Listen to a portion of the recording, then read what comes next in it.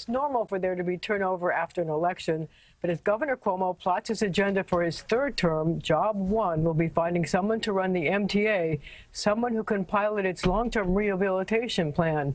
But the news caught Mayor de Blasio by surprise. I just heard myself. The bottom line here is there's clearly a lot of other leaders at the MTA who can carry forward the work. Mayor de Blasio got the word that MTA Chairman Joe Llota was resigning shortly before his weekly radio show. But the sentiments he expressed reflected what many transportation experts believe, that during his tenure at the MTA, Joe Llota has put together a top-flight team of managers who can run the transit agency until Governor Cuomo picks a replacement. That replacement will have the Herculean task of finding the estimated $60 billion to fix the sprawling system of subways, buses, and suburban railroads.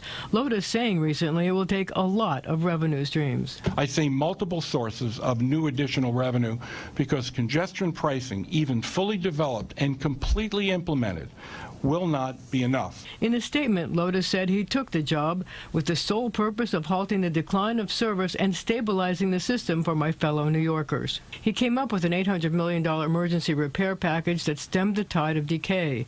CBS 2 has learned the MTA is reporting that weekday on-time performance during the month of October was 70%, up from 64% a year ago. There's also a decline in major weekday incidents from 64 in October 2017 to 52 last month. And while he searches for a replacement, Governor Cuomo has named Vice Chair Fernando Ferrer to run the agency, which won praise from Mayor de Blasio. Ferrer is a very, very good public servant. I wish he had been mayor. I supported him when he ran back in 2005, and I think he would have been a good mayor. So I clearly think he will have the ability to keep the MTA moving forward. He knows New York City like the back of his hand. He understands the lives of everyday New Yorkers. Well, Llota never got paid for running the MTA because he kept his job as chief of staff at NYU Langone Health.